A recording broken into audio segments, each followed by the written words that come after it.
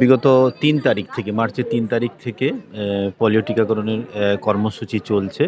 তাই সকল গজনা গ্রাম পঞ্চায়েত সহ সকল জনসাধারণের উদ্দেশ্যে আমি বলতে চাইছি যে পোলিও টিকাকরণ আগামী ৭ তারিখ বৃহস্পতিবার পর্যন্ত চলবে।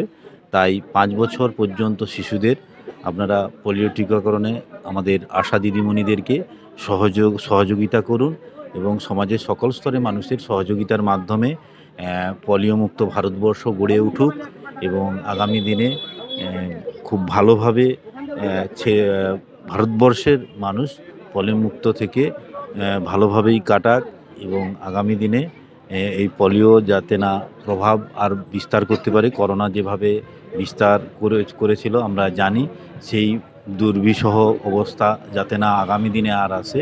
তাই সকল জনসাধারণের উদ্দেশ্যে আজকের দিনে আমি এই বার্তাই রাখছি যে আপনারা পোলিও টিকাকরণে কর্মসূচিতে আশা দিদিমণিদেরকে সহযোগিতা করুন এবং বুধবার অর্থাৎ ৬ তারিখ বিভিন্ন ভ্যাকসিনেশান প্রোগ্রাম রয়েছে, সেই প্রোগ্রামেও সকল জনসাধারণকে সহযোগিতার হাত বাড়িয়ে দেওয়ার জন্য আমি আবেদন রাখছি সমাজের সকল স্তরের মানুষের কাছে।